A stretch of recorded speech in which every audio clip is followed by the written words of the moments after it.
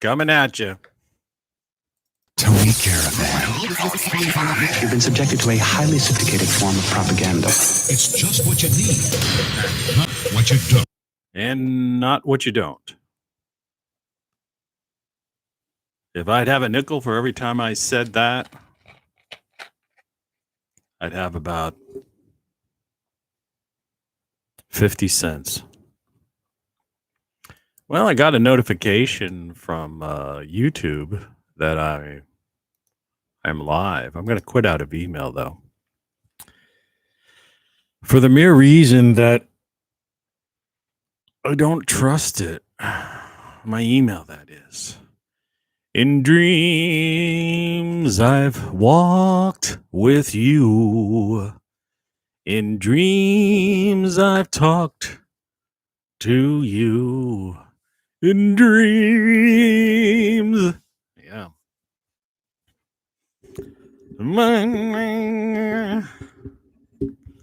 What is this thing? You're listening to Tony Caravan Live. Oh, that thing. Let's see if I can get... I can't raise my voice or raise my thing. See the shirt I'm wearing? Then what? Question mark.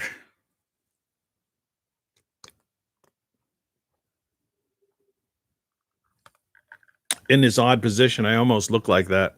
Either the Hunchback from Notre Dame or that woman on Star Trek. That the original series, the pilot, like, this is what she really looked like. I'm not making fun of people. You know. In fact, I need to. My muscles are pushing through this shirt. This is a Tony Caravan original, by the way. It's available on Tony Caravan Live. Then what? And we're on air. In dream. That's why singers don't sing at 4:54 in the morning. Unless they've been up all night. Then their voice is better. But when you wake up... I'm just trying to get comfortable with the shirt. You know, it's... I want everything to be fine and comfortable, normal. The sleeves, feel the muscles. We don't want any contraction on the muscles. It's summertime, you know. I was muggy last night sleeping. I don't know about where you were, but you get the idea of the tan here a little bit too when you see the shirt that way. Not that I give a shit. You shouldn't have said that naughty word. Naughty, word, naughty, word. That used to be a thing they used to say in the Boy Scouts. I was in the Boy Scouts. You know? Did you accidentally inject yourself with some kind of psychotropic agent? You betcha I did. Nobody bought a morning show mug yet. Kodak's book behind me. I had an offer. Someone wanted to buy one direct from me. I only have one copy. My own copy.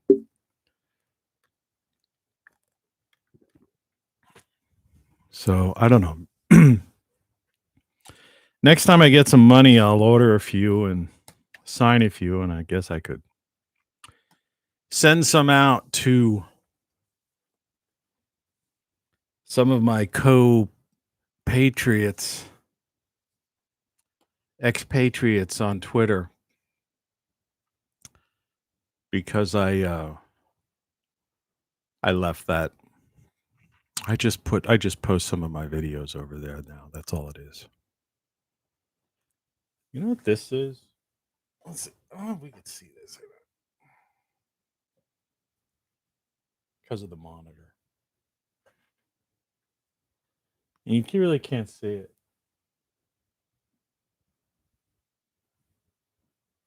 No. Nothing ever works the way you want it to work. You know, it almost looks like there's more space in front of there, like I could bring it out further, but it's actually like teetering on the end.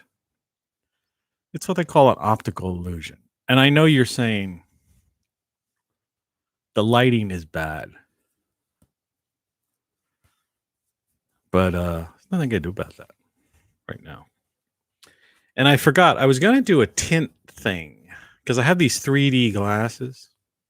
Well, they're actually 3D like cellophane things. I got them with a book, like one of those, a black dossier. If you know what that is.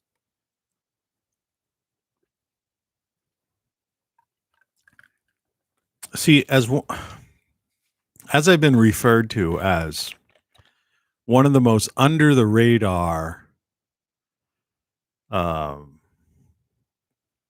people or something. What was the exact terminology? Is it on here? I can never tell.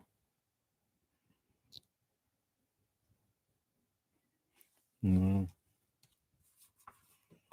Yeah, look at some of my old books.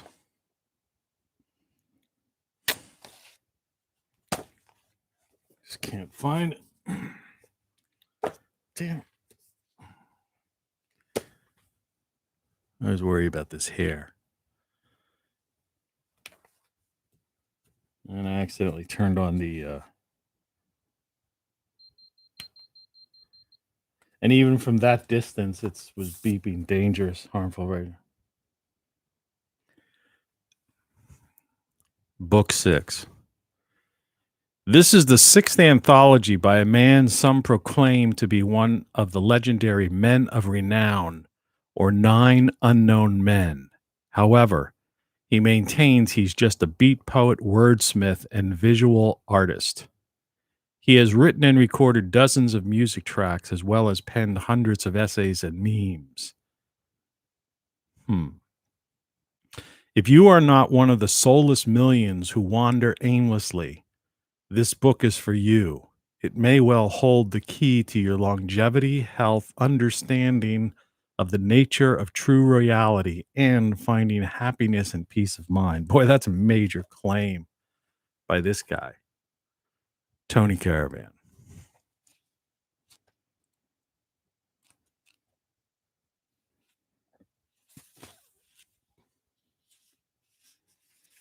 I've been around forever. That's what my place looked like several centuries ago where I still live.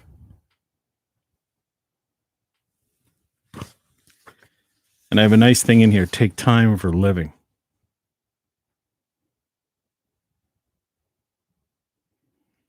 And I have a nice quote in here from the band The Association, if you remember those.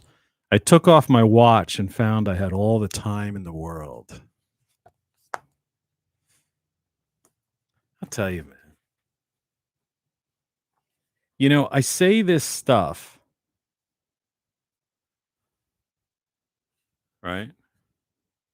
You know, it's funny.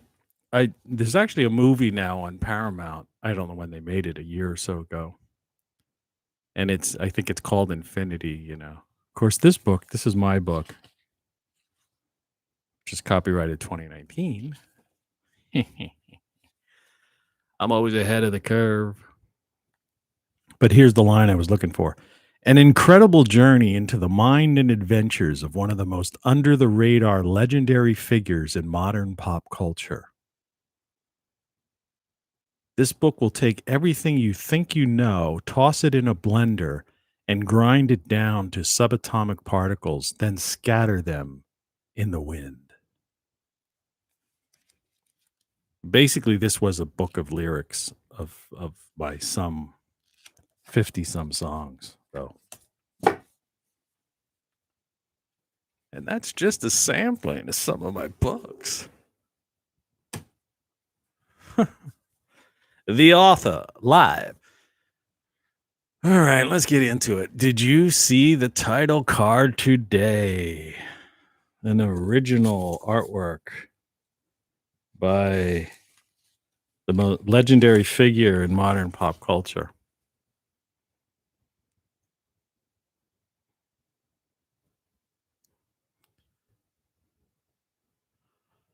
It's a little out of focus, but I think you can get the point across. Eggshells? Eggshells! The morning show. On the side, TGIF. The bottom, walking on eggshells. And we all know what that's about.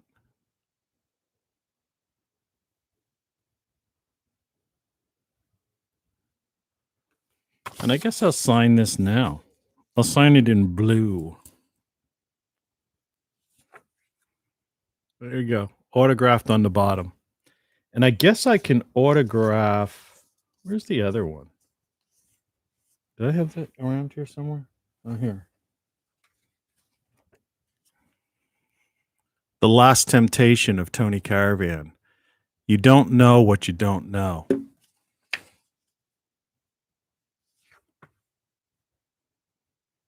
Collector's items. I guess we'll eventually auction these off for nothing.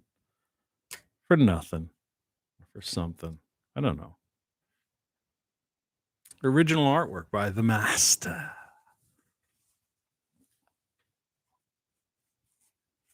The most under the radar legendary figures in modern pop culture.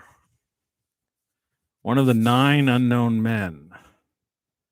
You have no idea what that is, what I'm talking about. You know, it's crazy. But,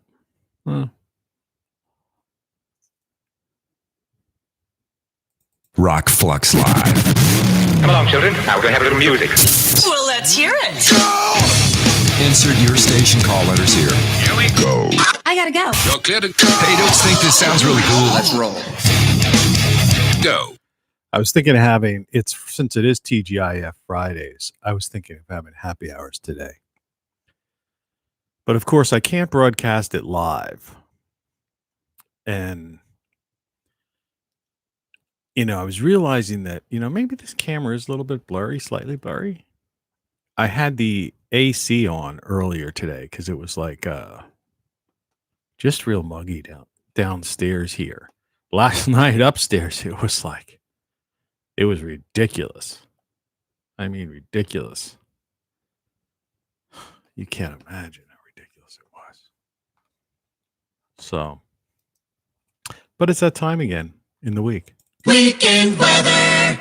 And time for the weekend weather. It's currently 64 degrees in my neck of the woods in the former United States, 5:05 a.m. And the forecast today is calling for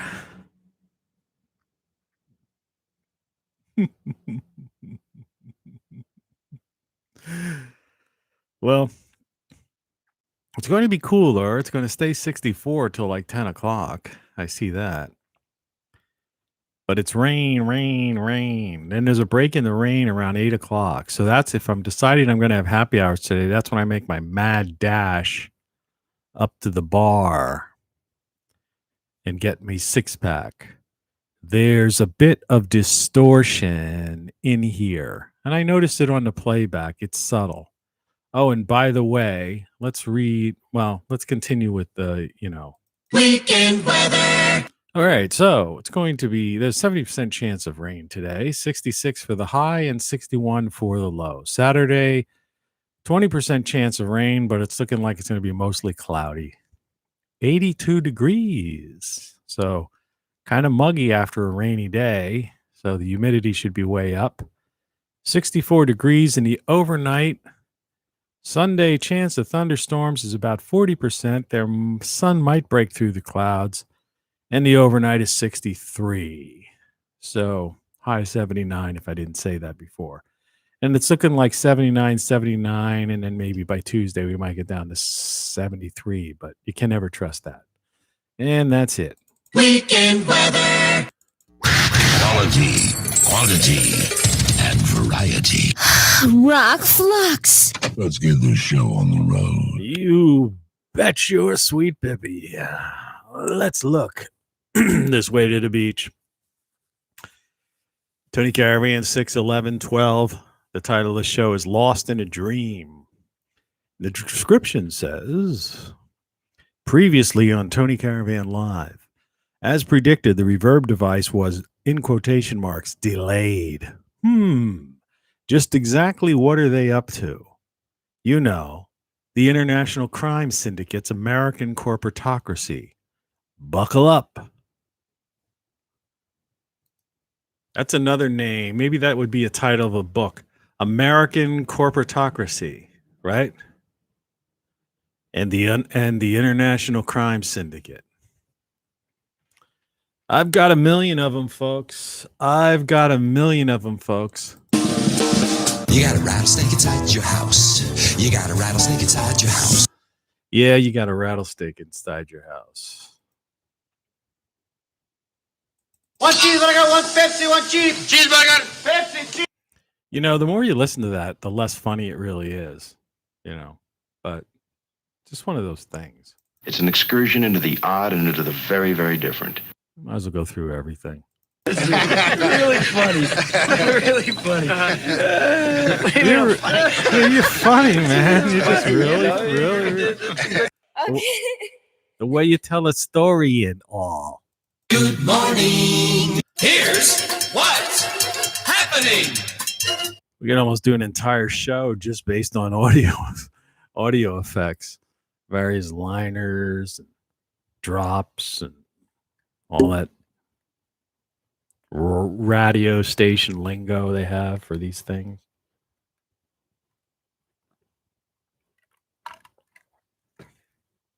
All I have is is Michael Jackson's favorite drink today. I ran out of the other. I was drinking a hybrid of that one that has the name Doctor in it. But I ran out of it. It's too much of a pain to carry, you know? Over a mile.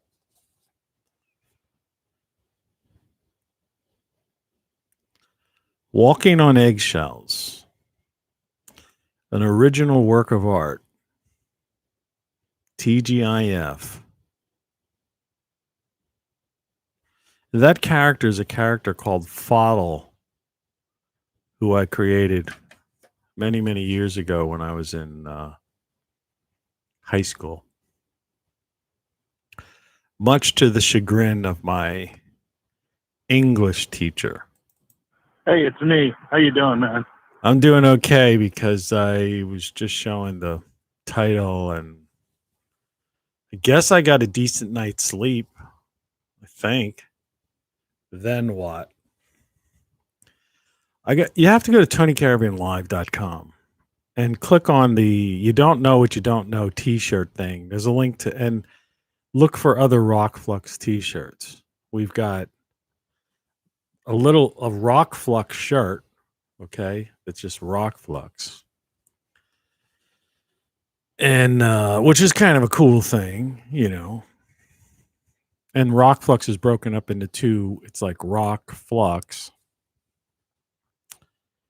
And then, of course, we have this, which is the Then What with a big question mark on it, which is, I don't know if I've talked about this in a while, but this is the response to the protesters. You know, people. This means holding a sign up, a cardboard sign on a piece of stick, right? Why anyone would do something like that to me is just, it's an exercise in futility. You know, what are you doing? You know, so the answer to that is to just wear, a bunch of people show up, not say a thing, not hold any signs, and just wear these shirts and have Then What on it. Because there's usually on the sign is some kind of demand or some kind of, you know, pseudo utopian goal, right? And so my answer to them is then what? Right? We need to rejoin the Paris Climate Accord. Then what? Then what? Kill the trees? Reduce crop outputs? make more people starving than they're starving in the world than there are now because of the reduction in plant growth? Well, yeah, well, no, we need to phase out from all carbon-based fuels. And then what? Right? How are you going to get your products to market? How are you going to fix the infrastructure? Heavy equipment runs on diesel. Right? Well, we could use like healthier things like, like plant-based fuels. Well, those plants aren't going to grow without CO2. And if you intend on increasing that output, then you're going to need more CO2. Now, no matter whatever they say, it's then what? Because I've actually started to read the thing. We need to raise the minimum wage of $15 an hour. Then what? I noticed already some major stores have basically where they've had to raise it. They've basically released, fired, gotten rid of whatever their employees. So they can't afford to have as many people at that rate.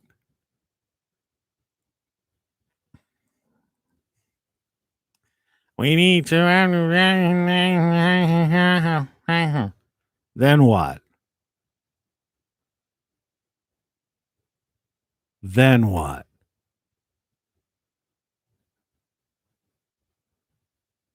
Fools, idiots.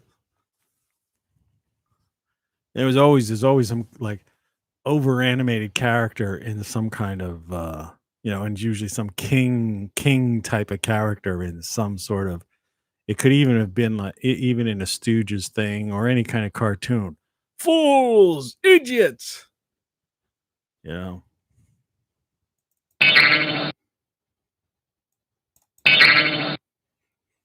right.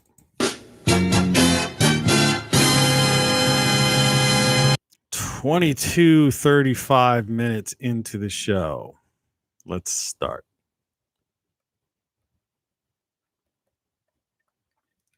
We can't see the top of your face. I know, it's weird. The lighting is weird. It's very weird. Why is that? Why is that? And then if I go back to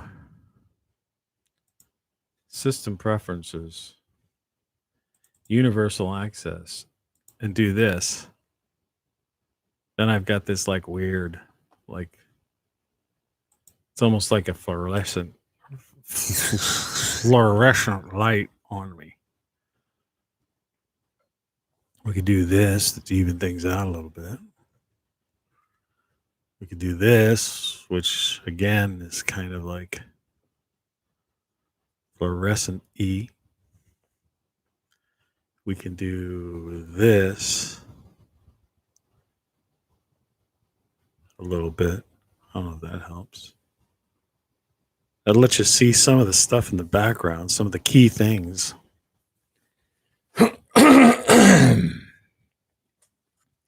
It's one of those mornings. Did not drink yesterday.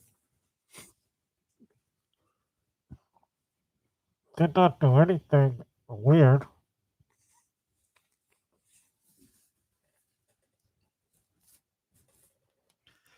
I guess if I had an assistant or, someone could take after the fact and all of my 2-hour shows down to these 1-hour perfect things and even have pop-up things put in that I talk about. Like, see, the one thing about me holding this up as the title card, if you notice in the actual title card on YouTube, you'll see extending around the edges of this, the keyboard, because I took a picture on my I have a glass desk. And so through the glass desk, you're able to see the keyboard that I talked about yesterday. And like I say, I never leave you hanging. Whenever I bring a thing up I always refer to it in a future episode. So we took care of that. And in case somebody just tuned in right now, which they haven't. You're listening to Tony Caravan Live. All right. So the idea on this show here is, as I said, is just exactly what are they up to? And I didn't mean the idea that they've somehow intercepted my reverb device because they're trying to figure out what's he gonna do with that thing, right? Which they, it's like just too many coincidences. Delayed, and then, you're supposed to get like 2-day free delivery with Amazon Prime. This happens to me all the time. It's constantly. And like I say, it's delayed now, but it may not even come. Because that's usually what happens. Because they like take it apart to see if there's something in there. It's like why I'm throttled. I mean, this to be true. Have you ever seen anyone on YouTube, right, get 2 views? Seriously. There was something I saw yesterday when I was like turned on because I use my upstairs on my TV, the app. And it was something I was talking about within the past couple days. And someone had a video about that, right? And they had something like 37,000 views. And it was like a nobody. It was, because I know when you're when you've been on YouTube as long as I have, like over like 15 plus years, I forget how long it is. Who's who on YouTube pretty much. 15 years of watching it every day. Think about it. It's like my shows. My morning shows are on every day. Right? So I'm a staple on YouTube. And there's other people like that. Some people do shows once a week or twice a week or something like that. And there's a few daily people out there, like that guy Lionel. But he's like,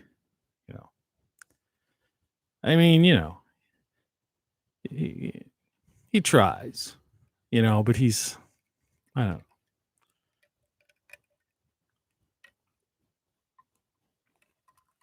He's a prima donna. He's another one of those people that if you like comment to or something like that, he, they don't want to talk. They don't want to talk to, they think they're better than everybody else. But anyway, I'm trying to think of what this thing is, but as always, I'm not going to be able to. But it was something basic. It was an explanation, something I was explaining that I did a much better job of explaining. And it wasn't one of these esoteric things or one of these off-the-wall ideas, right? It was just a thing. And some guy gets 37,000 views. And I get 2. Well, how's that possible? And I even had a better title graphic for it. That's called throttling. It's in there. It's like in their terms of service and stuff. They tell you that.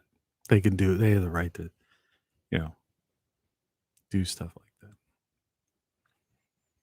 I don't know. I think it's their loss. Not mine. I'm just happy I was able to watch my own show back yesterday because I enjoy it. This has kind of come hard to understand, but this represents about 5 hours of my day. And I do this every day, 7 days a week. And I've been doing it for, I haven't counted, but it's, we passed the 100 consecutive level probably last month. And before that, I had well over 100 some videos. They weren't necessarily consecutive.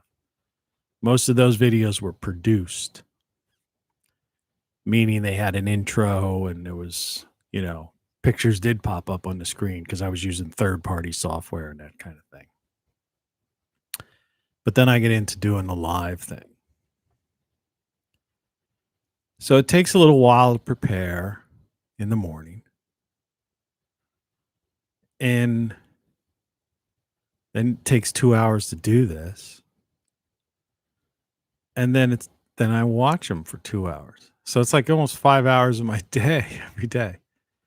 And then I kind of, and in between that, I'll take the walk to the grocery store or the bar to grab my 12-pack or whatever.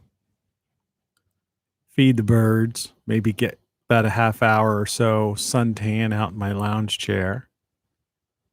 Fiddle about in the garden. I was looking out my window yesterday into the backyard, second story, before I went to bed. And there was before I got into bed to watch some stuff. I got this Paramount thing because I wanted to watch a couple shows on it. Wasted money. Well, it's a 7-day free trial.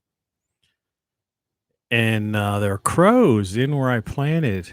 I put in some plants that I still had in my greenhouse, and I put them in this spot where I had my radishes. But this time of year, radishes are done. It looked like they had like something white in their mouth, and there was like 4 or 5 crows just dumping, like jumping into the, the raised bed box and coming out. So I don't know what kind of nightmare I'm going to find. What the heck? That's why they have things called scarecrows. That just kept going on in my mind. Scarecrows. But I feed the birds. I really use other birds and stuff. And then I saw the chipmunk was fiddling about back there too. And I do have some tomatoes on my plants, so I hope they weren't like chewing on the little baby tomatoes as they were just starting to grow or something. Which means I'm going to have to like drape some kind of netting over it. And I hope I don't have that problem. It's the whole reason why I spend about $30 a month on bird seed and a bag of peanuts and stuff. Is like in the upper part of my yard, I feed these birds and put these peanuts out, which the crows get and the chipmunks get. And the idea is like focus their attention on the food source up there, eat this stuff. But don't tell me they're going to destroy my frickin' garden now. Oh, man. I don't know. So let's get back to this thing. Or let's get to it. So what are they really up to? They.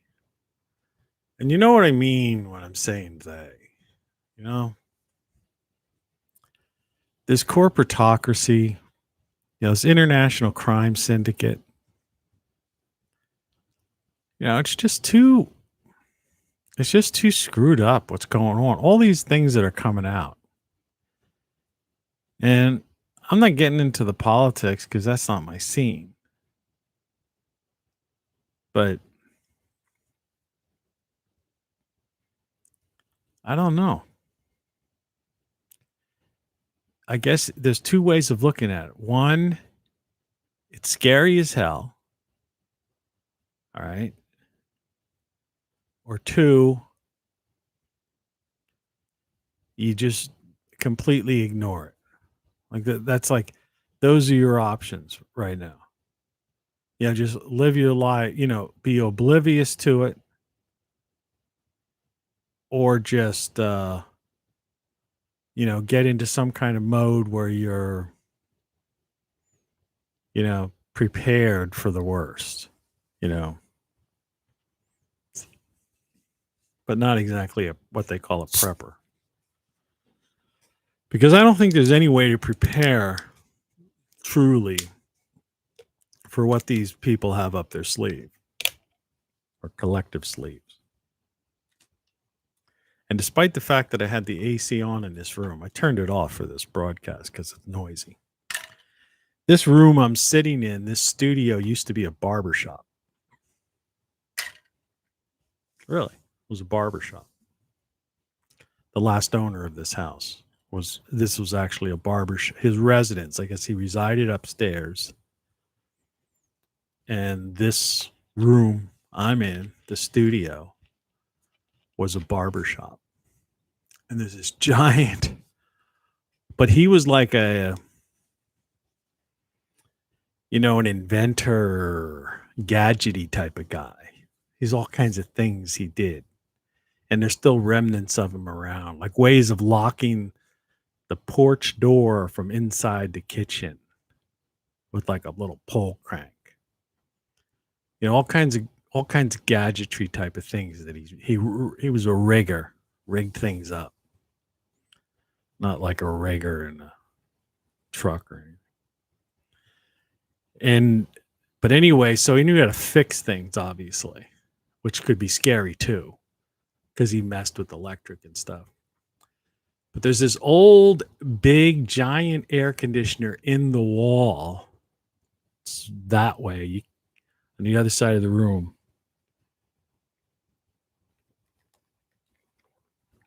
Which came with the place. It was just in there. I guess nobody could take it out. He built it into it. But he must have kept it up. But it seems to me that it's old enough. It looks like it goes back to the 60s or 70s. Which means that probably took Freon. Which, as far as I know, is like outlawed now.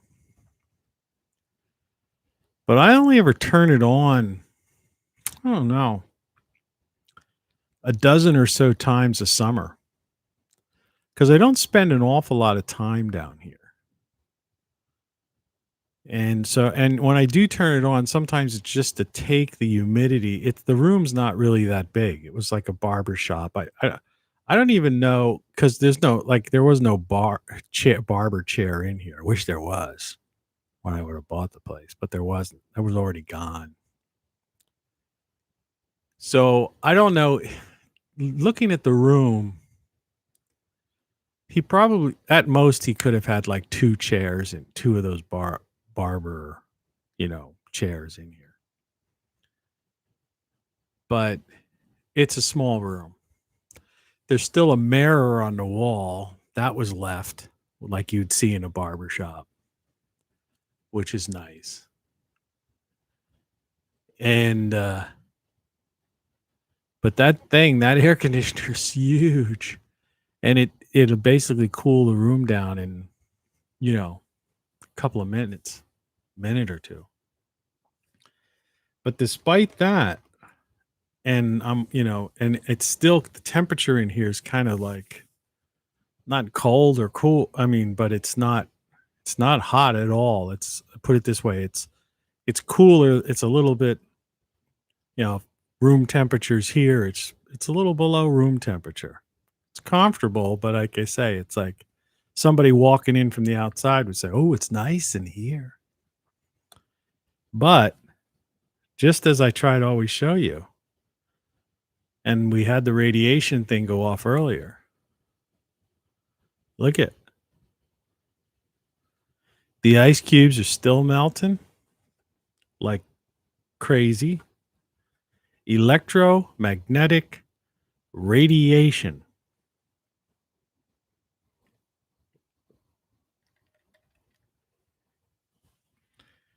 And then the ice cubes are melting like crazy. So you can imagine what it's doing to your organs. Remember, humans are mostly liquid, and our cells are all liquid, just filled with liquid and stuff. And, so it's like, and that's how we develop cancer, which I had developed, unfortunately. and didn't freak out that much about it. Had a decent doctor and all that jazz. But, let's try to think about best scenario, worst scenario type of thing. And first of all, you can't get crazy over the Nova thing that I've been talking about and other people have been talking about. That's like someone being afraid of an asteroid hitting the Earth. I mean, that's useless.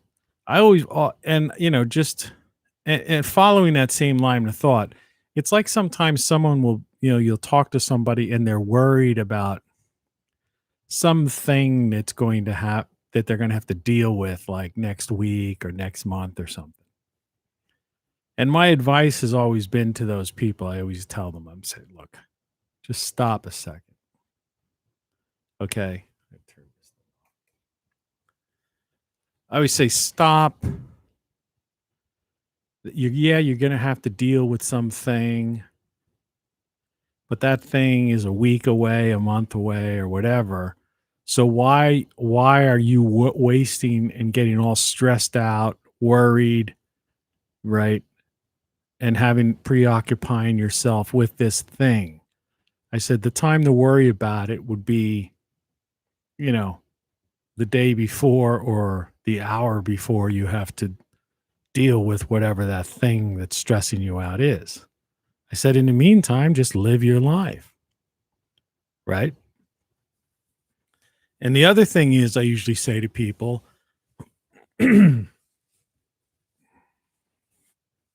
they're worried about something, and this was in some studio years ago where I worked, design studio once. Way up in the ceiling, someone had a sign that said, they can't eat you. And that's that whole idea that, it's not like you're a gazelle and some lion is going to eat you alive. Whatever it is, you'll figure it out. So you don't worry about something that's not happening, within the immediate future. That's useless. You're just stressing your body out, causing yourself, because stress is the worst thing of all. And two, even when you're confronted in the situation you're into, they can't eat you, unless you're involved in some gangland thing or something ridiculous like that, or some serial killers, kidnapped you, and they are going to eat you. I've been watching too many of that Criminal Minds show. Anyway, so that's not so forget about don't forget about it, but if you've been watching this show, you're aware of the Nova event that is looking more likely to occur sometime within the next 25 years. And yes, it is an extinction or a near extinction event. But there's nothing really you can do about that. I've watched everything. I've listened, I've researched, and it's like there is really no way you can guarantee that you'll survive this thing. So why worry about it? And in this instance, it is 25 years away. So, it could happen tomorrow. I did mention that, the clock idea. But then again, we could get hit by an asteroid tomorrow. Right? These near Earth objects, how many times have you, I don't watch the news anymore, but how many times has it been when I used to watch the news? Did you see a thing where on the news it said the Earth just had a near miss, right? So that these people studying near Earth objects, they always seem to miss the one that we just dodged a bullet, right? And you see that once a year or two, maybe every 2 years or so, you'll see a story like that where like this, you know, thing that could have been a catastrophic event, just suddenly zipped by, and then it was on the news the next day. Like they say it took, NASA by surprise. Now, of course, I find anything that comes out of a release like that to be questionable, highly suspect.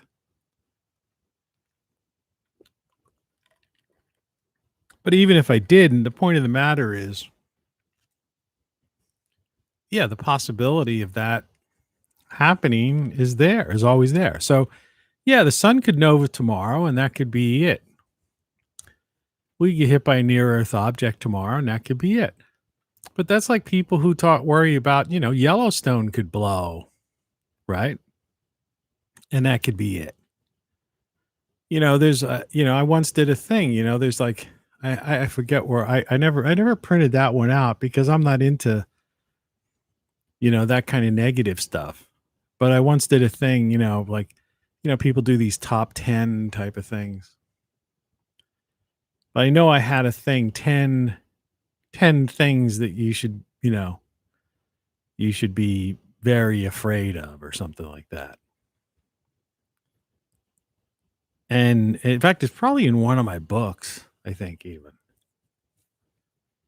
But the idea is that, like I say, as I've grown, I've come to the realization that what's the use in worrying? Right. If there's nothing you can do about a thing, then there's no reason to be stressed out and worried about it. So just live your life. So let's put the catastrophe things over on the shelf right now. We know they're there. We know it's a part of reality and possibilities. Okay. And we also know we're entering that time, right, of the season. Time of the season. Right. So all these things, it's like catastrophe season, in a terms of an era, say. We're overdue for a nova. And if not a nova, we're overdue for like a major CME, what they call the Carrington event, a grid down situation where a flare out from the sun is going to basically cause a grid down situation. We're overdue for that. They happen, and we're a techno society now. So, I mean, it would just throw people in panic because, what would these people who are, they get kids in school. I know schools teachers I've talked to. And in the earlier days, you can't forget about it now. Well, those kids that are even in school, whatever's going on, I don't know. But I mean, forget about it in the past year or two. But where teachers initially would say, put your cell phones away or turn them off, or they were having a testing situation or something weird like that, and they would try to collect them, in some basket or something. And the kids would literally, call their parents on their cell phone. The parents would call the principal, and the teacher would basically get a warning from the principal, don't you ever do that again. Because it was a traumatic experience for the child to not have this thing. Imagine it. Which is interesting. And that's several years ago.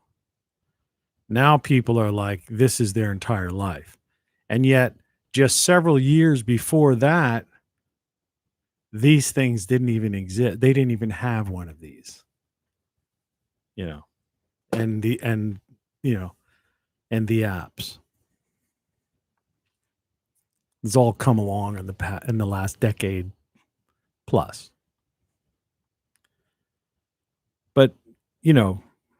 that's just the way it is. That's the world we live in today. So those people with a Carrington event, a solar, outburst, those people are done. What would they be like in the total state of panic? Imagine them freaking out, because see, if you had a grid down situation caused by satellites or the grid itself going down power wise, it's not going to come back. You're talking about, widespread. And so like the band's name, Widespread Panic, you're going to have widespread panic. And these people are they become so addicted to this thing, this appendage, that they'd be lost. They wouldn't know what to do. I can't talk to my friends. I can't text anybody. I can't call my whatever. So, that's an interesting thing. And so in this era, that's a possibility. The odds are better than, 50-50. We're overdue for, to get hit by an asteroid or something like that. We're overdue for, they've been saying the big one and, the West Coast, we're overdue for that. And in some other areas, we're overdue for, Yellowstone is overdue, long overdue. You go right down the list. There's all kinds of things we're overdue for. That's why I laugh when these climate alarmists who talk about like CO2 as if it's some kind of thing, like it's some kind of dangerous chemical or something. It's like, it's the thing that plants need to survive, and it's their planet. It's not ours. I mean, that's the whole thing. You have to humble yourself before the trees and the plants and the flowers and the crops that you need to survive, and the plants that give you the oxygen to breathe. You need to humble yourself before them, not be such a narcissist. CO2 is only 0.004% of our atmosphere. A lot of people don't even know that our atmosphere is primarily nitrogen, by the way. They don't even know what they're talking about. They just parrot stuff. CO2, carbon bay. It's like, that's the least of our worries. CO2 is a good thing. That's such a strange thing when, you say that and they'll look at you like, even people I know, because I was on the side, I bought into the climate thing like about 5 years ago. In one of my books, I actually, I'm saying it's a problem. I'm like actually on the other side of the story until I did my research. But anyway, I'm not going to dwell on that. That's the least of our worries. Okay? Least. And the same with this Nova thing.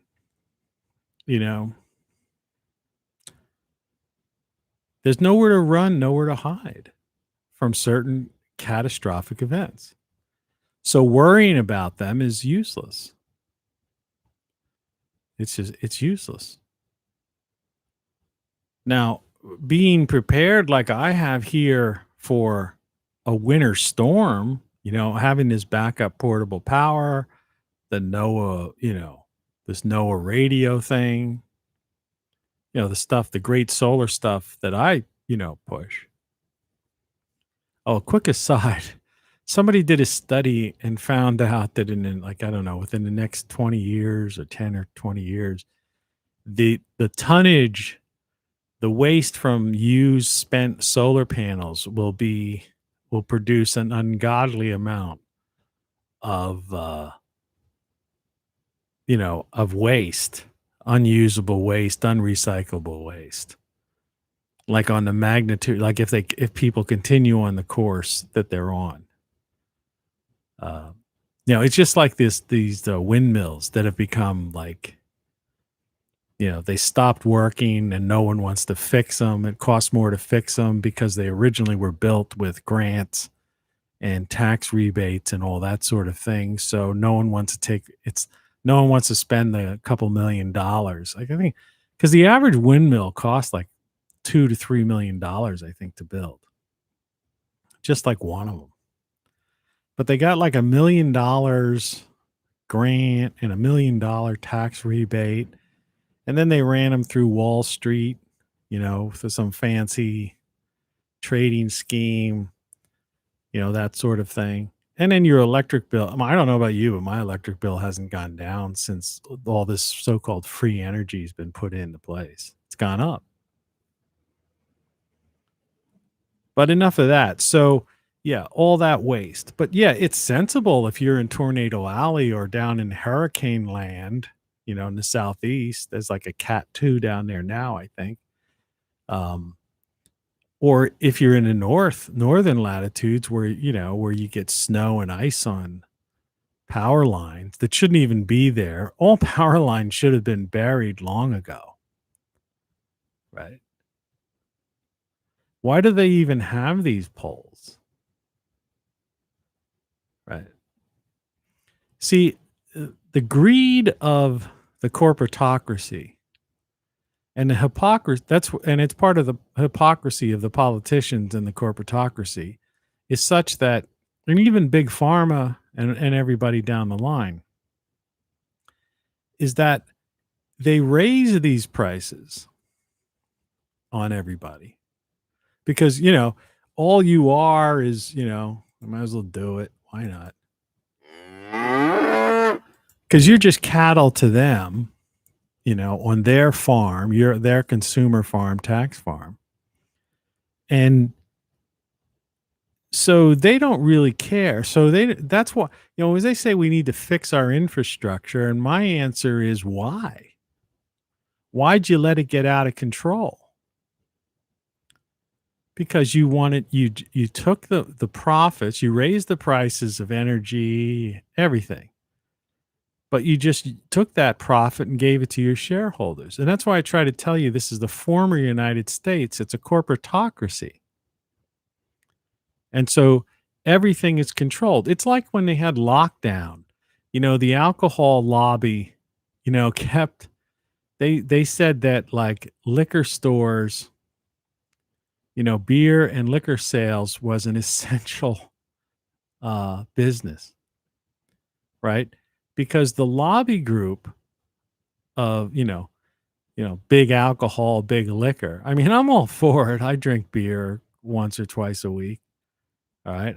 Today, TGIF, like I said, after the show, I'll probably go up and grab myself a 12-pack and a couple of cigars. So it's not like I'm against this. I'm talking about hypocrisy. But meanwhile, somebody who ran some small little business, that was not threatening at all, and certainly no more threatening than, someone grabbing a bottle of scotch or a 6-pack of whatever. They weren't allowed to be open. And if they were fined or, who knows what. So that's the hypocrisy of this whole thing, corporatocracy. And it's an organized crime syndicate at the top, And so on one side, you have these things, these threats to to our very existence. And I've covered those in various shows, and you could find them elsewhere. And there are all sorts of things. Like I say, one of the biggest threats now is, gain of function, that phrase that is now hitting the national news, the mainstream media. I mean, that to me, should be one of the most scariest things. And I don't know if there's much preparation for something like that. if they've got that in their mind, this depopulation idea. And so all you can do is try to super boost your immune system. But the problem with gain of function is that when you're constructing, bioengineering something, bioweapon, basically is what we're talking about here, that they could take into consideration things, so it could find, in other words, it's like those who write viruses, a good hacker is going to find some way of like getting in there, and not through like a back door necessarily that someone's left in, but just finding some weakness in the code, right? And we're humans. I always say, we're androids, and the more we look at ourselves and examine our DNA, these things they're doing right now, that's like RNA type of stuff. So they're getting into the code, the human code. And so it's a question of whether or not we can even having a strong immune system is enough, right? It's like when they say, hackers have taken down, attacked some major banking institution or some government thing or whatever. I mean, it's going on every day. And these people have major security, measures in place. And they have IT departments that are basically, tasked with guarding against any sort of intrusions. But they still get hacked. So what we got to be worried about is our DNA being hacked by a gain of function, by this organized crime syndicate, the World Economic Forum. Because the Great Reset isn't what people think it is. The Great Reset has pretty much been laid out by people like Bill Gates, and that is massive global population reduction, like on the magnitude of billions and billions of people. And so my belief is what we've seen happen over the past year was just a dry run, and like I say, and it was a successful dry run for them. I mean, how they got into 190 some countries, like I was saying the other day, isolated places, that quickly, where it's like planes don't even land, boats weren't even going there, but somehow it was there in the deepest, darkest, parts of Africa. Don't take that the wrong way either.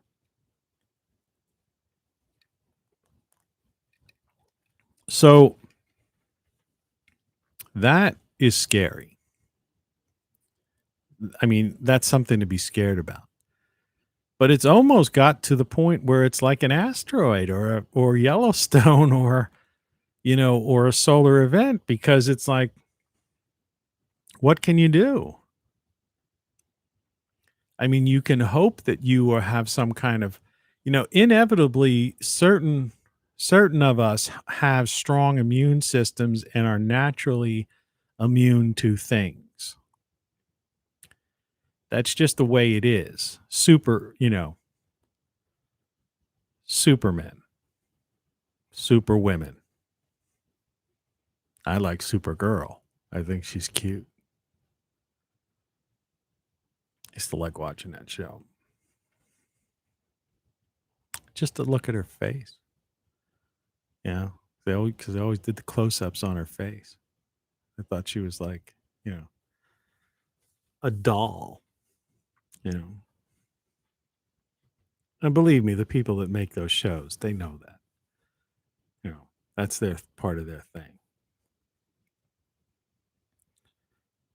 So yeah, you can't, so you have to push that, put it in your mind, deal with the reality that, there may be a dozen, things that could spell curtains for the human race or for a big chunk of us. And there's not a whole hell of a lot of things you can do. And the answer, like I say, isn't prepping, right? Because there's nowhere to run, nowhere to hide, basically. But that doesn't mean you shouldn't have like backup power or things like that for things that are temporary disasters, such as things caused by severe storms, and that sort of thing. Or even, like I said, simple things, some idiot texting and driving hits a pole and that takes down the power and you're without power for 8 hours or something. Because it's like Three Stooges maintenance crews these days. It's like the guys fixing my street. They've been out there pounding. They've been literally, they had a problem with like a storm drain. And they weren't even supposed to be fixing storm drains. They were supposedly replacing sewer pipes, right? The old sewer pipes. But they replaced them with these plastic pipes. The moment I saw it, I go, the type of trucks that come down this road, those things are just going to crack. Because the house was like shaking like it was an earthquake all day long, like a day-long earthquake. And sure enough, somehow the storm drain broke, and they've opened that street up 3 times to try to keep in repairing this storm drain. They don't know what they're doing.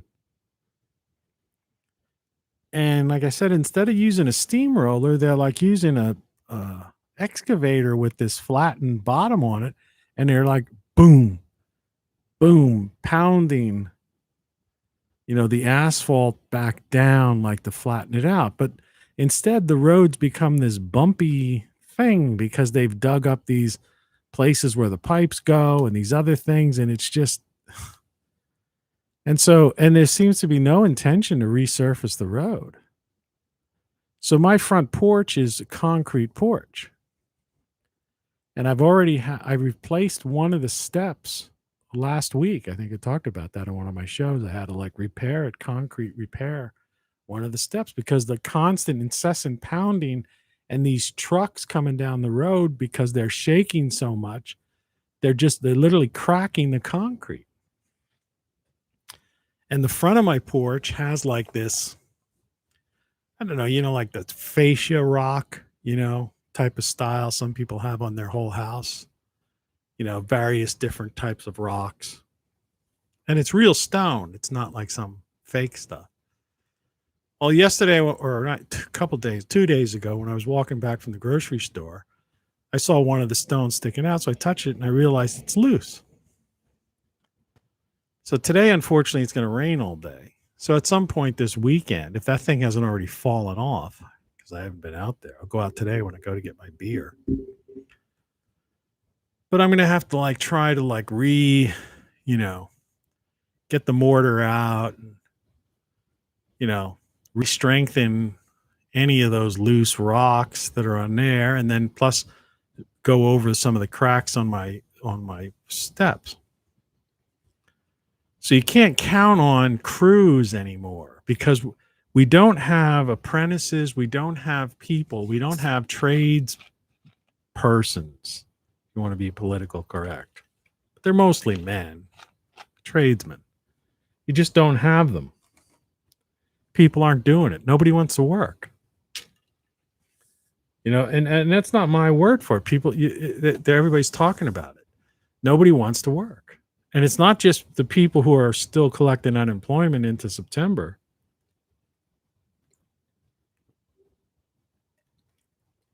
There's good jobs. There's millions of jobs that are out there, but they can't be filled. And there's 2 reasons why. One, people don't want to work, period. But two, people took some kind of degree in college that they got in total student loan debt in something that is meaningless. It doesn't play. There's no reason for you to have that degree. There's nothing in society. Those jobs have been eliminated and are being eliminated. And there's been this kind of impression given that, you know, this is this whole ruling elitism too, that I just cracks me up how people don't see the forest through the trees. It's like I was talking about Apple, where Apple was talking about diversity, but the first four people were all white people, all the people that in charge making the most money at Apple. Right. So like they say these things, but they don't practice them, put them into practice. And the other hypocrisy is that they demean people that you do things like fix machines, construct things, or in the plumbing trades, electric trades and stuff, as if, when they say tradesman isn't exactly, if you go to a cocktail party, right? And it's like there's these people here, and it's like, what do you do? No, I'm a professor at such and such, or I work for, this Wall Street trading firm. I'm the CEO of whatever. I work for such and such accounting. Well, what do you do? I'm a tradesman. And it's like as if you're, well, you clean up nice. But the fact of the matter is the tradesman or tradeswoman is way better, is a much more important, necessary, vital position, job, person to our society than an accountant.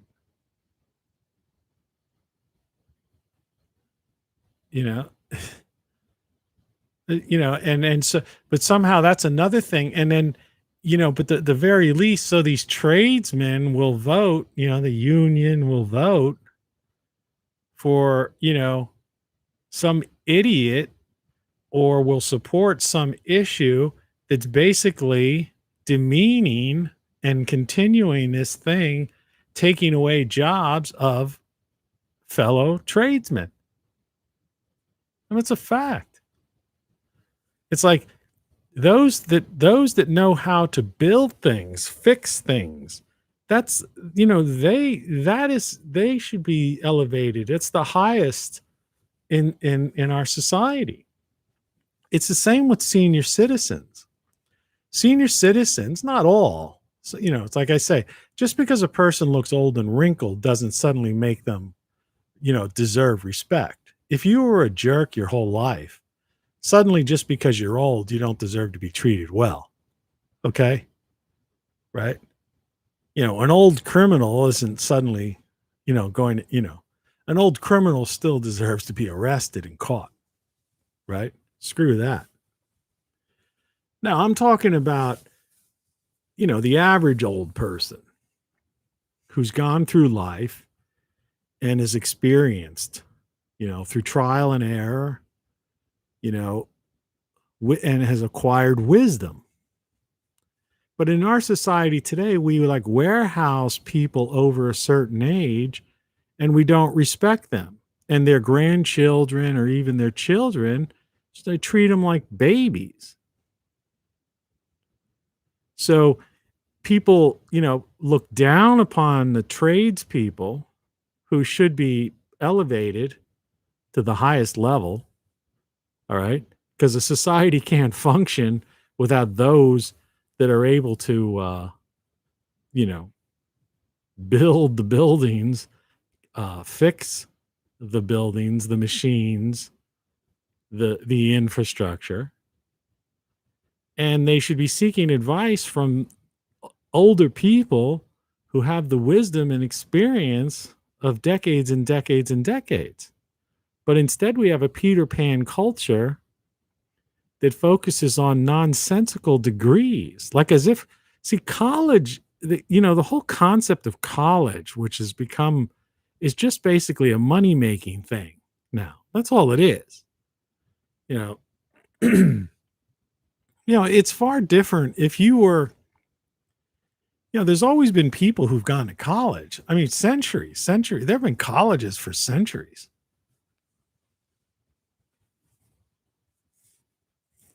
And, a person went to college. Excuse me. Sorry. Nothing I can do about it. People have gone to college, certain people, pure academics who ended up becoming professors or just research type of people. And then you had your professionals, somebody who actually wanted to become a surgeon, physician, psychiatrist, right? An engineer, architect, right? Professional trades, they don't like that, they don't like to be called, but they're trades. It's a trade. What are you? You're a sawbones. It's a name for a doctor. Okay? You're a shrink, psychiatrist. They're trades. But there's always been, that's college. Learn a trade, but learn a professional. They call it a profession. All right. And we appreciate that. I appreciate the doctors that worked on me. All right. So that's college. And if you want to become an academic, you want to be involved in research or you want to be a professor, that's great. Go to college. And more than likely, you will get a job and be able to pay off that ridiculous student loan. But everyone else, shouldn't be going to college. And, that's just a fact. And so over the past several decades, everybody's wanted to go to college. Now, part of it was from the immigrant generation where the people were, you hear this thing. He was the first person in our family to go to college. And, and I understand where their head's at and, but the problem was as if that was some major accomplishment. And it's like, not really. Now, if it was the first person in your family to go to college and they became a doctor, right? Or something like that. That's different. But if they're the first person who went to college and came out with just some degree in some social sciences or, some crazy, something studies, right? And they're $30,000 in debt, and by pushing off the student loan, it's up to $50,000 or something. Well, that's insanity. The idea is you could have gotten a job, you could have gotten married, raised a family, or you could have stayed single and, you could have become a tradesman, excelled at something, the mom pop stores, but we didn't. Society completely went the wrong way. The corporatocracy pushed things like the box stores, right? Would close down the mom pop stores. I was in the last town I was at. Now, this is a while back, though. It wasn't my hometown. This was in another town, which was a semi-college town, but it wasn't like State College, Penn State type of place, a real college town. Or like West Virginia or UC. There's some college towns that are pure college towns. This was a town that didn't respect the fact that it was it didn't know it was a college town. It was hard to describe. I don't want to get into explaining that idiocy by the people in that town. But one of their other idiocies was At one point when I was looking, because I was publishing a magazine there, and what I wanted to do was put in there was a couple of storefronts on the main street that were vacant, and above them were like, there was like a place, it was like a storefront, but there was a, like an apartment upstairs, because that's the way life always was in downtowns. That's why they call them the mom pop stores. Well, they had there was this place I was looking at, because I thought, okay, I'll put the magazine office down on the ground floor. It was a semi-college town, so I could get I could easily get some employees. I could have like a copy shop and some graphic people, interns down there and stuff. So there'd be retail revenue. It'd be the magazine office. It'd be on Main Street. It'd be like the old days, the newspaper, type of thing. Public access and the place, and people come in and place their ads and stuff. And I could live upstairs because I don't require much to live. Most of my life I've lived in like studio apartments, except when I was like living with women, right? I was married twice, in a half dozen relationships, but when I wasn't, married or living with women, I basically usually just had like a studio apartment. I wasn't into all this extra space. In fact, right now I have this house. It's like a 2-bedroom house. It's just too big for me. And it's a pain in the ass, to be quite frankly, because I get, all the space you got to like, to keep it clean. And, it's like, it's just all this space. I wish this was just like a 1-story ranch, whatever, or just a simple A-frame, but that's another story. They had an ordinance in that town where you could not live above your business. So that means somewhere along the line, the city council, probably around the time when companies like Walmart and places like that were starting to take over, they probably applied pressure on the city council and stuff to pass that ordinance. So that,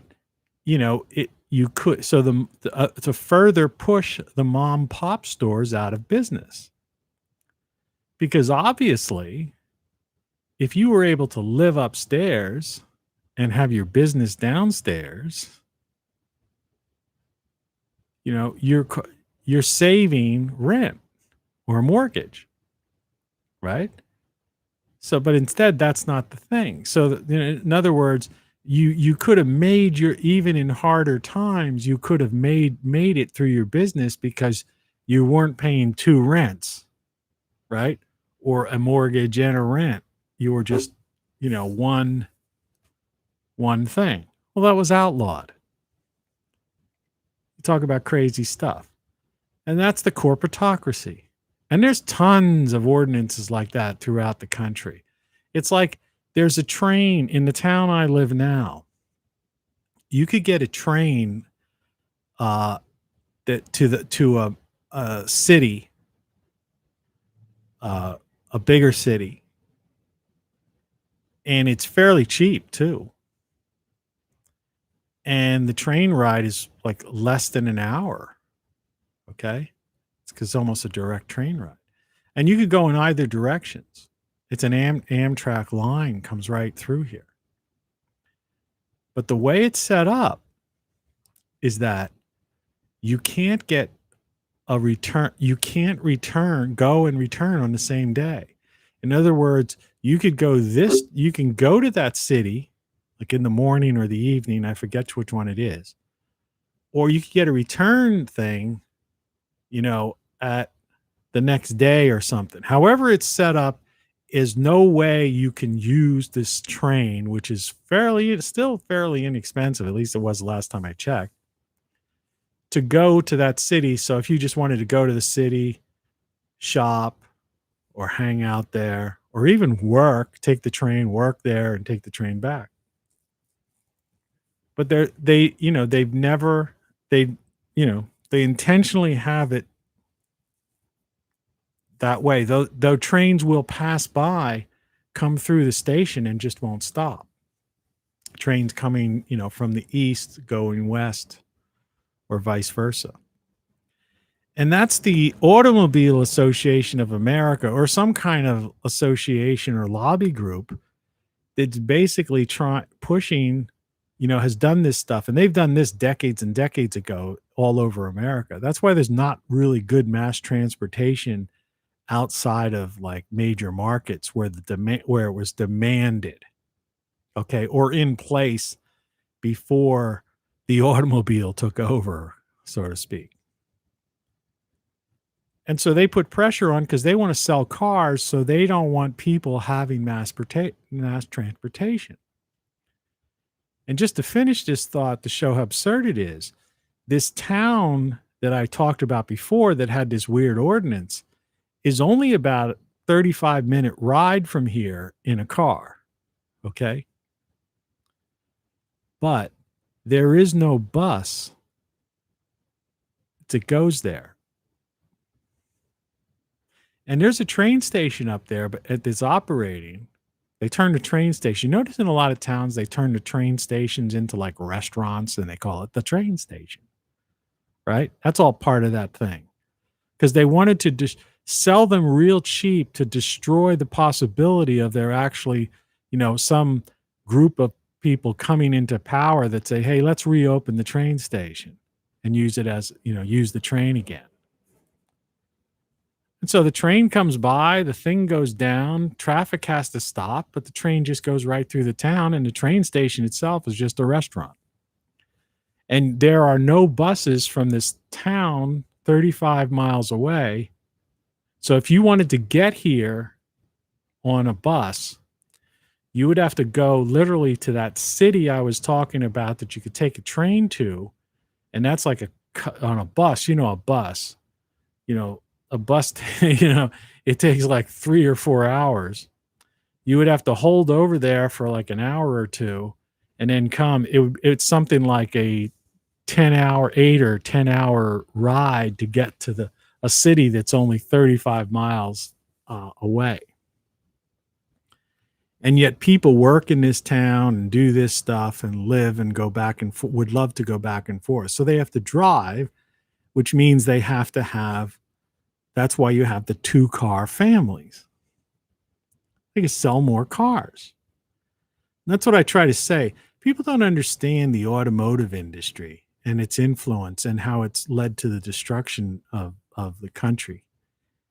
When you turn on your morning news now, it's 6:20 a.m. Eastern Standard Time in the former United States. And if you turn on your TV morning news, you usually get the local news is on. I guarantee there's a car commercial on there. And not just one, there's probably a used car commercial, and then there's probably a regular, somebody selling new cars. Right? That's what TV is. They're the biggest advertisers. When I used to run radio stations, cars were our biggest advertisers. And that's why the media never covers stories like this, or you never hear anybody talk about this stuff. And so they've destroyed that. And the whole idea was to get houses to sell more cars. I mean, just think about it yourself. And then you're in debt more. You don't need 2 cars. If you could have 2 people working in the house, but if one person could take the train, or one person can take, the bus, if they wanted to go whatever, or a day trip. You can't do that. So you have to get 2 cars. Some people have 3 cars. I drive through, like even in the area, like I say, I live just below the poverty line. It's just the way the street and the house I have. But like just 2 streets back, there's these houses. And a couple of weeks ago, I was driving through there with somebody who was taking me. I don't know where we were going to grab some stuff for my garden, some bags of soil and mulch and things like that. In the nursery, there's a nursery that's a drive away. I can't walk to it. And, we just decided, I said, look, take this turn. There's some back way up here. Go through it. And there were houses up there just like literally a couple of blocks, deeper into the neighborhood, so to speak. And they had like even 3-car garages. And there was a car in front of each garage door in the driveways. 3 cars. So now you got 3-car families. And the taxes up there are outrageous. And these houses are just aluminum sided and their lawns are big. Like I say, they're like golf courses. The people who have the corner houses, it literally, you might as well put some holes and flags up and have a golf course there. You have a couple holes.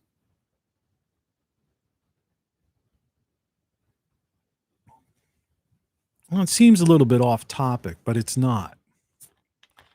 It's the idea is what I'm trying to get at is that, we're faced with all these potential catastrophic events. We have this corporatocracy that's taken over our government. If you don't want to accept that, fine. People are in denial. They've got this cognitive dissonance. I get it. That's okay. Whatever makes you happy. But it doesn't change reality. It's like I said yesterday. It's like the little kid putting their hands over their eyes. You can't see me, and they think because they're covering their eyes and they can't see you, you can't see them. And that's basically what it is. Or it's like the ostrich putting its head in the sand, right? And that's what people are doing right now, or they watch media and all these other things and they can't see the forest for the trees. They watch Apple's thing talking about diversity, and yet it's a white guy talking about diversity. And then his second in command is a white guy. And then his third in command is a white woman. And the fourth person to come on is a white woman. Right? They're all people making $1 million salary. It's like you talk diversity, but I don't see it. Right? So, this is the thing we have today. People are just either, can't see the forest for the trees or are in denial. But catastrophes are always a possibility. But you can't worry about them. Now you can prepare for storms and things of that nature. That's common sense. But people don't even do that. That's another thing that cracks me up. Like this stuff I reviewed and have and test and show you. Nobody buys it. Nobody. Like, why wouldn't you? It's insane. Why wouldn't you? I can guarantee this. At some point, you are going to have the power is going to go out. Happens all the time, all over. Sometimes it just randomly happens, right? Transformer just blows or there's some weird thing. It just happens. Has nothing to do with catastrophic events or anything, or the weather or tornado or hurricane. Forget that. Those things. Yeah, you're a fool if you don't have this kind of stuff for that, if you live in those areas. But the average person, you could spend, 30 some bucks for this NOAA radio that could, it's solar chargeable and crank chargeable, and that could emergency recharge your smartphone, and it's got AM, FM, and like I say, the NOAA weather radio, emergency radio on, know what's going on. And it's got a flashlight on it too, and a reading light, all that jazz. Or this other thing costs like $100 and $200 or so, and you could plug into it. I'm using it on this thing. We were using it to power the monitor and everything else. And that's chargeable by plug-in, solar, car, whatever. GreatSolarStuff.com. Nobody buys this stuff because they don't care. And that's why I say people are heading for, then something happens and they're in a panic. Oh no, what am I going to do? So, that's common sense preparation, that kind of thing. Not like sacks of rice in your basement and stuff like that. Forget it. When the fit hits the shan, it's the end. Okay. Being able to last a couple of weeks is not really, ultimately you're done. All right.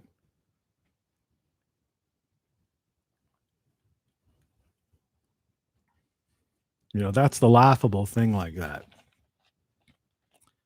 If an asteroid, Yellowstone, earthquake, solar event, any of those kinds of things happen, it's just a matter of time. Remember, it doesn't have to happen right where you are. It's you're going to have a disruption. Everything's backwards. You're going to have disruptions in transportation, food, and all of that stuff. Everything's on demand now.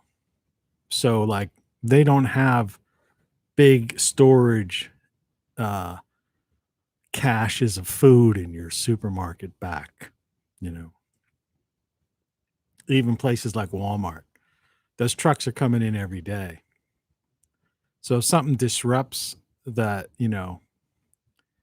that transportation network, that's it. You're out. You're done. So you can store as much as you want, but basically it's a matter of, well, it's, how long so you can live a little longer, but you're not going to live that much longer. Eventually you're going to starve, or somebody's going to come and break into your house. You've seen the looting in the cities last year, right? People go crazy. They just not, it's not just them wanting to get free $200 sneakers or whatever the heck it is. They don't have the average person is living off of junk food and frozen pizzas and stuff like that. They don't know how to cook. They don't know how to do any of this stuff. Most people have a couple of days worth of food in the cities and in certain areas. And so those people I'm starving, right? After 3 days, they say something like that. It's like people are 3 days away from basically becoming inhuman,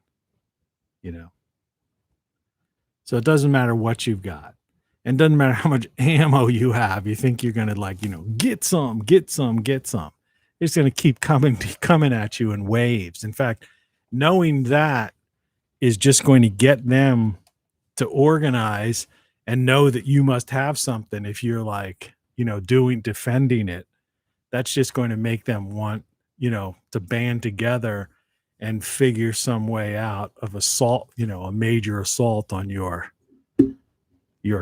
compound.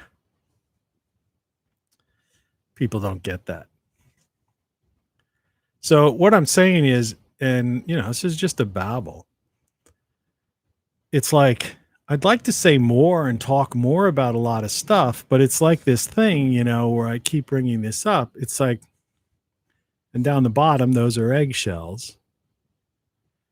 It's that unfortunately, you're kind of walking on eggshells, because as yesterday's title that I listed in some places, but it was in the description, I said the Constitution giveth and the terms of service taketh away. And another way of saying that too is that the Constitution giveth and the corporatocracy taketh away, right? Excuse me. And you could even take it a third level as the Constitution giveth and the international crime syndicate taketh away. And like I said before, you can't fight City Hall. We saw that last year too in those cities. They just abandoned, the cops just abandoned the police stations. and they let them overrun it. See, what people don't understand, in a case of an all-out like pandemonium, right? The cops are people too. They have families. And so, many of them, not all, but many of them are going to go to are more concerned about protecting their kids and stuff. And so if you have all, if all hell breaks loose in some area, you're not, you don't expect you're going to dial 911 for two reasons. One, the system would be overwhelmed. So the odds of anyone getting there in time to save you, so to speak, is very unlikely. And number two, the people who would be coming are probably more or less protecting their family and their loved ones. Right? It's common sense. And I don't blame a single one of them for doing that. And the same goes for the National Guard. Right? Because they're basically people who live and work in your community and have families. And they just, go work out once a month. Spend some time in the summer doing their thing. But they've got like a toddler at home and a wife. Do you think they're going to they're going to go out and no. I'm talking pandemonium. I'm not talking about just some small thing. Small things, that's a different story. There's always some kind of wacky stuff going on. It's the same with, crime. But we have things like, it's like the gang system in this country. There's really no one's dealing with that. And I always bring up the 20,000 homicides a year in the US. I mean, people just, that number, first of all, I'm the only guy who ever says it, though it's a public number. You can look it up. But you don't see that on the corner of a TV screen, right? They're not tallying how many homicides there are. How many people dying from heart disease? 650,000 a year. How many cancer cases there are? 600,000 a year, right? I wanted to really have their morbid death tolls like they've done over the past year and a half. Why don't they put the things there that have added up, that happen every year, and and nobody's doing anything about it because the corporatocracy is making money off of it. Right? Big pharma. So, but okay, all of that aside now, that's reality. So, you can't get crazy over it because that's how I started saying you can't worry every day about something that you don't know is going to happen or that isn't happening, this afternoon or tomorrow or next month. That's foolish. It's just going to drive you crazy. It's going to cause stress. When you have stress, that weakens your immune system. So, and the most important thing today, and I think the biggest threat, is gain of function and is having a strong immune system. But also being happy, okay? Pursuing happiness. And it's a recurring theme on this show. And so don't be blind to the threats that are out there, right? Be cognizant of these things that no one else is talking about, or excuse me, or few people talk about, or the type of people that talk about them on YouTube are really wackadoodle type of people. So they take it out to the extreme. All right. No, be aware that there are real threats to the planet, to human life, right? To the power grid and all that kind of stuff, food supply and diseases. Be aware of it, take reasonable measures, prepare yourself for storms and power outages, eat healthy, right? Boost your immune system, live well, don't have stress. Stress is a killer, man. Stress is really bad to have. Somebody who's stressed out, you could have, I've seen this before. I've seen these so many times. This is anecdotal, I know. But I mean, I've seen cases of this, countless cases of this, and I've researched this, and I've seen other people who've documented this and done research on this, where they've, you find these people, it's a classic situation. You've got this little old lady who still smokes a cigarette and drinks scotch, right? And she's happy and she's laughing every day. And then you got somebody who keels over at age 50 of a heart attack because they're so stressed out from their job or life. Or worse, these people that commit suicide because they can't even deal with it. So, yes, it's anecdotal, but you know what I'm talking about. It's common. It's like the jolly old fat man. They did a study of 400 people, centenarians in the US. I believe it was 400. And you can research these kinds of things, because they're out there. People study this stuff. And they found that people who lived to be 100, they were trying to find commonality. It's the old search for the fountain of youth thing. By the way, we should be all living to be about 120. That's what the human body, currently we're capable of doing that. I mean, conceivably. But we don't. Most people live half that. Are lucky if they make it half that way. Right. But they did a study on centenarians. This is just in the US. People have done this all over the world.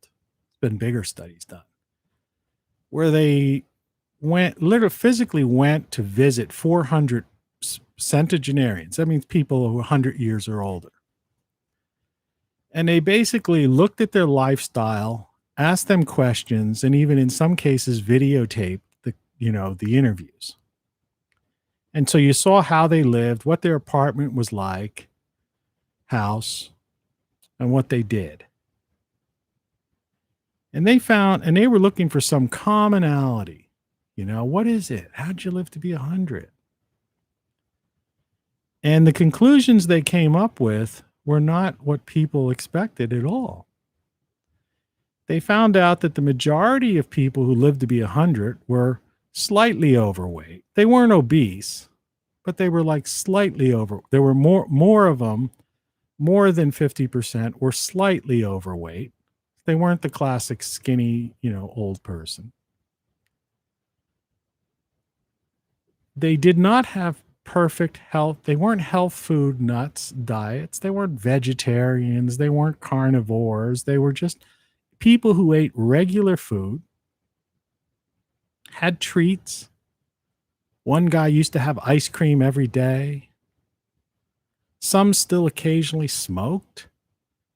Most drank, had a drink, glass of wine, beer, or something like that. Things like that. And they couldn't find anything that there was they couldn't find anything like saying, oh, they all seem to eat broccoli, so eat broccoli, you'll live to be 100. No. But what there was one thing that was common in that American study, and it was also common in the global study, was that they all were kind of happy-go-lucky. And as one woman in a study in France, the oldest woman who's ever lived, who did live to be about 120 or something like that. I forget how old she made it. I did a show on that once, talked up specifics on it where I had the numbers in front of me. But she said she was one who did smoke a cigarette every day and ate like chocolate every day. She was like a chocolate person. She just liked chocolate. And she occasionally would have a cigarette like at the end of the day and I think a glass of wine or something like that. But she ate chocolate every day and it was weird. And she said the secret that she felt was that every day that her life, she was calm. That was the word she used. I put that in one of my books. You want to live to be 250. So it's in one of those books, earlier books. And so the idea is, the takeaway here is that don't be stressed. Be calm. Be happy. Pursuit of happiness. Relax. Everything around you right now, in the media, social media, everything coming out of the corporate media, the corporatocracy, all right, is trying to make you afraid, is trying to stress you out. And when I talk about all these other things, like these potential threats, I'm not trying to scare you. I'm just saying, these are things, okay? Be aware of them or whatever. There's certain preparations you can make for smaller little things. But the idea is that there's nothing we can do about that, And so you have to chill out and think about it. And if you're getting stressed out by watching the news, just stop watching the news. If you're getting all crazy and doing your thumbing thing on the Twitter every day on your smartphone or on your computer, and you're getting all like riled up and crazy, and I know you are, because all you have to do is see how people are. Then just do what I did. I just stopped it. The only thing I do on Twitter right now is sometimes I share a video link. I stopped it because it was stressing me out. I couldn't believe people would be such idiots. But the point was, that was the thing. I was getting caught up in it. So it's not a matter of thinking people are being such idiots. It's a matter of people just saying, saying, the hell with them. This politics. Pop culture is politics and the cult of personality. I know this guy's going to save us. The 2022 election, the 2024 elections. This guy's an idiot. This guy's our savior. No. Stress kills. I mean, that should have been the theme of this show. In fact, let's see here. Lost in a Dream. Yeah, what the hell does that have to do with anything? I'm changing the title of this to Stress Kills. Right? Yeah. Because, just be happy. It's not that hard. I mean, the whole thing about it is, I haven't played this in a while, but The only thing we have to fear is fear itself. and Really funny. Really funny. laugh a little. Try to find a way to laugh. And I don't mean ha ha ha like SNL, like making fun of people. That's just cruelty. Okay. Be like, be happy. Be happy. And that's like, in these days, that's a tall order, It's like, but it's really not. It's a matter of exclusion from the things that are stressing you out. And even me, like I said, I used to live a life 7 years ago before I bought this property where I was paying, my cost of living was like 10 times what it is now. but I was making enough money to afford it. But I was like stressed out. And yes, I could do, because of, I was able to afford, a lifestyle 10 times more costly than what it is now. Yeah, I had, the freedom to, do things and, get things. In fact, many of these things I have was because of that era. That's when these things were purchased, because like I say, I live like at the poverty level now, technically, but I mean, I'm not impoverished in that sense because I have a house, I just happen to have a mortgage, taxes, and insurance. It's only $200 a month. Okay. So I have these things. I nurture these things. When the government gave me money last year, like they gave you, we got $3,200 over the course of last year into this year. Well, I didn't go and waste it on, frivolous things. I bought this, the NOAA radio. I bought the, portable power, right? I published my latest book, right? I created these various shirts, and I've set up my broadcast operation. Sensible things, cleared out some debt, got, so I can live, did some, improvements to my garden. And now I have so much food, I don't know what to do with it. Literally. So reduce your stress. That means reduce your cost of living. All right. You can't do it overnight. I say this all the time. Sometimes you have to plan, but it's okay. It took me like a year or so to like the whole process of eventually getting to where I wanted to be. And you don't have to necessarily do what I do. But my advice to you is get rid of the stress. That's going to boost your immune system right off the top. Okay? It's going to add years to your life, no matter what your lifestyle is. If you're stressed out, if you're getting caught up in Twitter, social media, the nightly news, all these channels, and you're getting like, we got to do something. Forget it. It's meaningless. It's repetitive. All right. It's their world. That's what they're trying to do. They're trying to scare you, stress you out, freak you out. It's just going to weaken you and it's just going to kill you. So think about it, man. Happiness is just around the corner, man. Happiness is there.